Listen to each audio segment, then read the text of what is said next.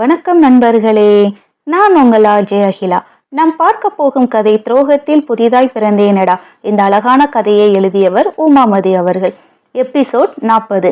கதையின் தொடக்கம். அர்ஜுன் கூறியதை கேட்டு பிள்ளைகளை பார்த்த மீரா கணவனை மனதிற்குள்ளேயே கண்டமேனிக்கு வசைப்பாடினாள். மனசாட்சி இல்லாதவன், இவனுக்கு கொஞ்சம் கூட குற்ற உணர்ச்சியே இல்லையா? எப்படி இன்னொருத்தி கழுத்துல தாலி கட்டி குடும்பம் நடத்திக்கிட்டு என்கிட்ட இப்படி குழஞ்சிக்கிட்டு இருக்கிறான்? எனக்கு தேவையான அளவுக்கு பணம் கிடைக்கிற வரைக்கும் நான் இங்க தானே இருந்தாகணும். இவன் சட்டையை படிச்சு நாக்க போடுங்கிற மாதிரி 4 கேள்வி கேட்க கூட எனக்கு துப்பில்லாம போயிடுச்சு. என்னையே இவ்வளவு கோழையா படைச்ச கடவுளே என்று தன்னைத்தானே நொந்து கொள்ள, நான் உன்னை கோழையா படைக்கல மகளே, நீ தான் உன்னையே உனக்குள்ள குறுக்கிக்கிற. உன் புருஷன் மேல நீ வச்சிருந்த காதலும் அன்பும் அவனை கேள்வி கேட்க விடல.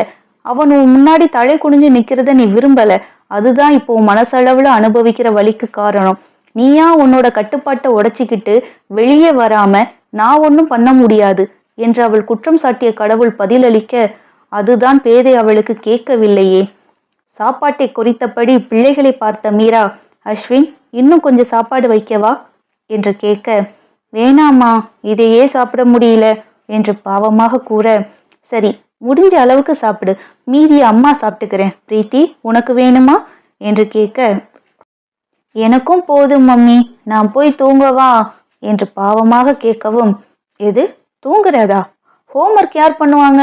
ஒழுங்கா படிச்சு முடிச்சுட்டு தூங்குங்க, இல்லைன்னா அம்மா அடி பிச்சிடுவேன் என்று மீரா மிரட்டலாக கூற, அஸ்வினும் பிரீத்தியும் ஒருவரை ஒருவர் பாவமாக பார்த்து கொள்ள, பட்டிக்காடு, நல்ல நாள் அதுவும் ஏண்டி குழந்தைகளை திட்டுற?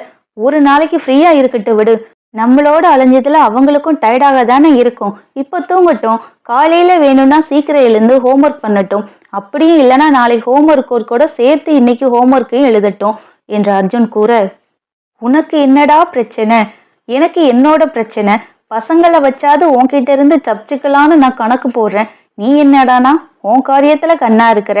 ஆண்டவா, இவன்கிட்ட இருந்து நான் எப்படி தப்பிக்க போறேன் என்று மீரா மனதிற்குள் புலம்ப, அஸ்வின், பிரீத்தி, நீங்க 2 பேரும் போய் தூங்குங்க, அம்மா கிட்ட நான் பேசிக்கிறேன் என்று அர்ஜுன் கூற, விட்டால் போதுமென 2 சிட்டுகளும் கையை கழுவி கொண்டு தங்கள் அறைக்கு ஓடிவிட்டனர். அவர்களை ஏக்கமாக பார்த்தபடி மீரா அர்ஜுனை திரும்பி பார்க்க, புருவத்தை உயர்த்தி என்னவென்பது போல் பார்வையால் வினவி ஒற்றை கண்ணையடிக்க, ஐயையோ, ரொம்ப ஆர்வமா இருக்கிறானே, புதுசா என்னென்னமோ பண்றான். இதுக்கு முன்னாடியெல்லாம் இப்படி நடந்துக்க மாட்டானே. இதெல்லாம் அந்த மீனாவோட ட்ரைனிங்கா? ஒரு இளவும் புரிய மாட்டேங்குது. புது பொண்டாட்டி தான் கிடைச்சிட்டாலே, அவகிட்ட போக வேண்டியதானே. என்னைக்கும் இல்லாத திருநாளா? எதுக்கு இந்த வருஷம் கல்யாண நாளை கொண்டாடணும்னு சொல்லி ஆர்ப்பாட்டம் பண்ணுறான் என்று மீரா மனதிற்குள்ளேயே புலம்ப, பட்டிக்காடு, சாப்பிட்டியா?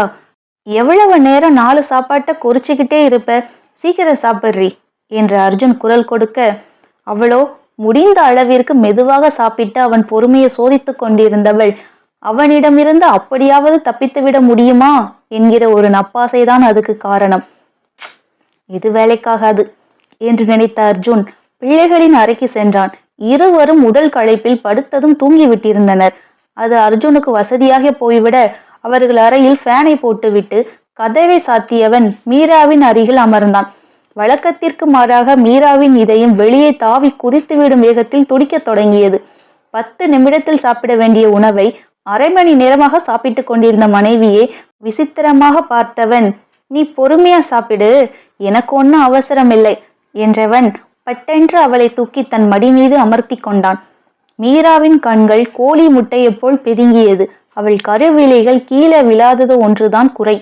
நீ ஓ வேலையை பாரு, நான் என் வேலையை பார்க்கிறேன் என்றவன் தனது இடது கரத்தை அவள் இடையில் விலகி இருந்த சேலைக்குள் நுழைத்து அவள் வயிற்றை வருடினான் மென்மையாக. அடிவயிற்றில் ஜிவ்வென்ற உணர்வு அவளை தாக்க அடுத்த வாய் தொண்டைக்குள் இறங்கவில்லை பெண்ணவளுக்கு. மாமா என்று மூச்சு வாங்க அழைக்க, மாமா தாண்டி என்று கிசுகிசுத்தவன் அவள் காது மடலை நுனிமூக்கால் உரசி அழுத்தமாக முத்தமிட்டான். சண்டைக்கோழி போல் அவள் பூனை முடிகள் சிரித்து கொண்டு நின்றது. என்ன பண்றீங்க மாமா என்றால் தடுமாற்றமாக. உனக்கு தெரியலையா நான் என்ன பண்றேன்னு? தெரியலனா இனிமே தெரிஞ்சுக்கோ என்று ஹஸ்கி வாய்ஸில் கூறியவன் அவள் கன்னத்தில் அழுத்தமாக முத்தமிட்டான். நான் இன்னும் சாப்பிடல என்றால் உள்ள போன குரலில். நானும் தான் என்றான் பதிலுக்கு. நீங்க போங்க, நான் சாப்பிட்டு வரேன் என்றால் சமாளிப்பாக. 2 பேரும் ஒன்னா சாப்பிடலாம் என்றான் விடாப்பிடியாக. விடாத கருப்பு என்று நினைத்தாள் மனதிற்குள்.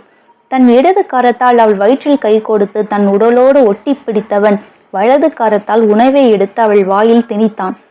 மீரா அவனை அதிர்ச்சியோடு பார்க்க, எதுக்கடி ஊனா முட்டைக்கண்ணை விரிச்சு விரிச்சு காட்டுற? அப்புறம் வயிற்று பசி தீர்றதுக்கு முன்னாடியே என் உடம்பு பசிக்கு சாப்பிட ஆரம்பிச்சிடுவேன். எப்படி வசதி என்று புருவத்தை உயர்த்த அவசரமாக அவன் நீட்டிய உணவை வாங்கி கொண்டாள் மீரா. மானங்கெட்ட மனம் அவன் கொஞ்சலையும் மிரட்டலையும் வெக்கமே இல்லாமல் ரசித்தது. பல நாள் கனவல்லவா இதெல்லாம்? விலக நினைக்கும் நேரத்திலா இவன் இப்படி பாசமழையை பொழிய வேண்டும்? உண்மையில் பாசமா இல்லை நடிக்கிறானா? இந்த அளவிற்கு நம்மிடம் இணக்கமாக இருப்பவன் எதற்காக இன்னொரு துணையை தேட வேண்டும் என்று மீரா தன்னுள் எழுந்த குழப்பங்களுக்கு விடை கிடைக்காமல் மேலும் மேலும் குழம்பி போனாள். அவள் சிந்தனையிலேயே இருக்க அர்ஜுன் அதை தனக்கு சாதகமாக பயன்படுத்தி கொண்டு மொத்த உணவையும் ஊட்டி முடித்தான். தண்ணீரை அவளுக்கு புகட்டியவன் அவள் கைகளையும் தன் கைகளையும் தட்டில் கழுவியதும் அவளை கைகளில் ஏந்தி கொண்டு பெட்ரூமிற்குள் நுழைந்தான். போச்சி, இதுக்கு மேல உன்னால ஒன்னும் பண்ண முடியாது. இனி நீயே நினைச்சாலும் அவனை தடுக்க முடியாது. ஒண்ணு சண்டைனா சட்டை கிளியதான் செய்யணும் சொல்ற மாதிரி அவன் சட்டையை படிச்சு கேள்வி கேட்கணும். இல்லையா அவன் வழியிலேயே போய் தான் நம்ம காரியத்தை சாதிக்கணும். இல்லைனா நீ நினைச்ச எதையும் செய்ய முடியாது என்று மீரா தனக்குத்தானே கூறிக்கொள்ள அவளை அறைக்குள் இறக்கி விட்டவன், மீரா இந்த புடவையை கட்டிக்கிட்டு வரியா? ரெப்ரெஷ் ஆகுறதுனா ஆகிடு, கொஞ்சம் உடம்பு ஃப்ரீயா இருக்கும் என்று அர்ஜுன் கூற, என்னடா இது எனக்கு வந்த சோதனை என்று நினைத்த மீரா நேரத்தை கடத்தும் பொருட்டு பாத்ரூமிற்குள் சென்று இல்லாத அழுக்கை தன் உடலில் தேய்த்து தேய்த்து குளித்தவள் 45 நிமிடங்கள் கழித்து அவன் கொடுத்த கவரை பிரித்து ஜாக்கெட்டை அணிந்து கொண்டு புடவையை பிரிக்க அவள் கண்கள் அதிர்ச்சியில் அகல விரிந்தது.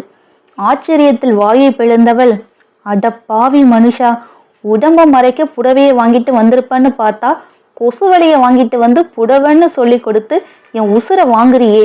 இதை கற்றதும் ஒண்ணு கட்டாததும் ஒண்ணு என்று தன் தலையிலேயே அடித்து கொண்டவள், அதை வேண்டாம் என்று சொல்லும் அதிகாரம் அவளுக்கு இருக்கிறதா என்ன?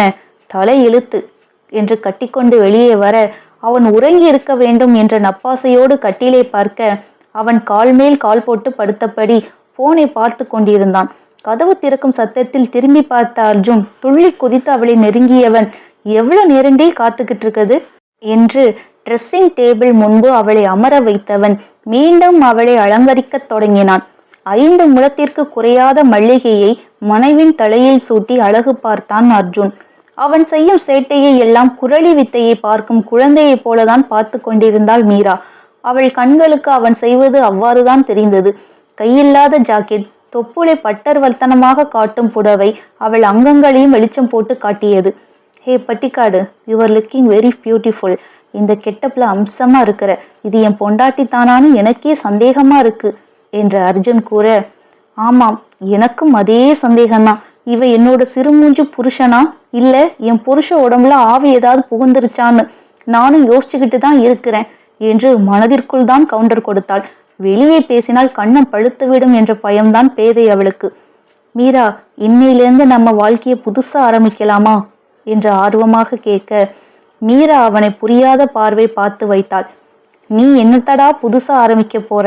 நான் ஆல்ரெடி ஆரம்பிச்சிட்டேன், இன்னும் உன் முன்னாடி அரங்கேற்ற பண்ணல, அவ்வளோதாண்டா என்று மீரா மனதிற்குள் நினைக்க அவளை பூ பந்தலாக தூக்கி கட்டிலில் கிடத்தினான் அர்ஜுன். இதோடு இந்த எபிசோட் நிறைவடைகிறது நண்பர்களே. மீண்டும் அடுத்த எபிசோடில் உங்களை சந்திக்கிறேன். இந்த வீடியோ உங்களுக்கு பிடித்திருந்தால் லைக் பண்ணுங்க, ஷேர் பண்ணுங்க. கீழே உங்களுடைய கருத்துக்களை கமெண்ட் பகுதியில் பதிவிட மறக்காதீங்க. இந்த கதையின் மற்ற எபிசோடுகளை பார்க்க விரும்பினால் நம்முடைய பிளேலிஸ்டில் பார்த்து கொள்ளலாம். அதோடு இந்த கதையை முழுசாக நீங்களே படிக்க நினைச்சீங்கன்னா டிஸ்கிரிப்ஷன்ல லிங்க் கொடுக்கப்பட்டுள்ளது. அந்த லிங்கை பயன்படுத்தி கதையை முழுசாக படிக்கலாம். மீண்டும் அடுத்த எபிசோடில் சந்திக்கிறேன். நன்றி.